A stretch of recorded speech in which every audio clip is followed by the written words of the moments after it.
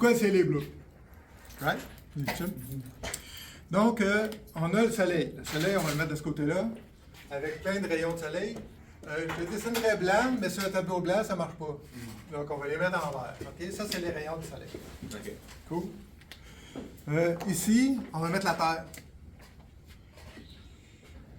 C'est quand même pas pire rond. Yes. Puis, on va mettre le ciel, l'atmosphère.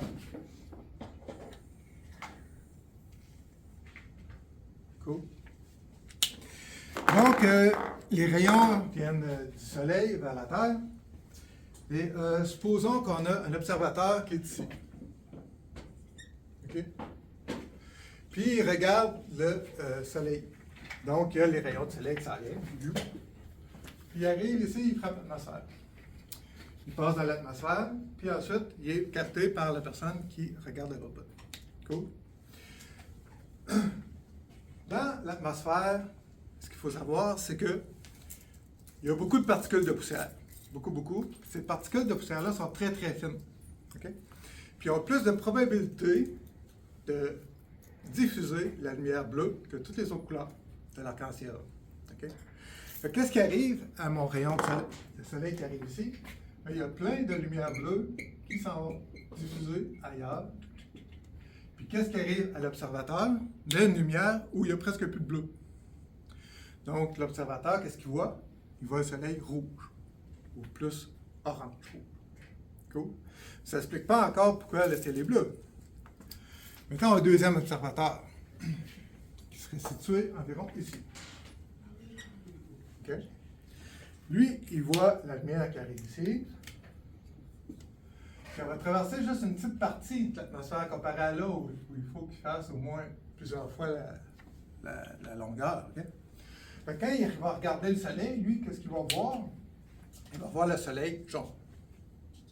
OK? C'est presque blanc. Cool? Parce qu'il n'y a pas beaucoup de lumière bleue qui a été diffusée par l'atmosphère. Okay? Un petit peu pareil, là.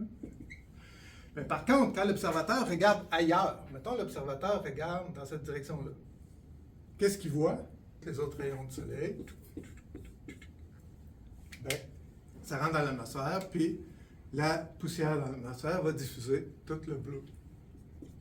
Okay? C'est pour ça que notre observateur ici voit le ciel bleu. Cool? Mais encore mieux, supposons qu'on a un nuage, ici. Le nuage, lui, contient des molécules d'eau. Les molécules d'eau sont beaucoup plus grosses que les particules de poussière. Fait que quand la lumière arrive dessus, ben, elle est complètement diffusée. Toutes les longueurs d'onde, toute la lumière qui arrive dessus est diffusée par le nuage, puis c'est pour ça qu'on voit le nuage blanc. Cool. Ça fait du sens? Une autre chose, mettons que le nuage est ici. Il est beau, mon nuage? Puis mon observateur, ben, il est là.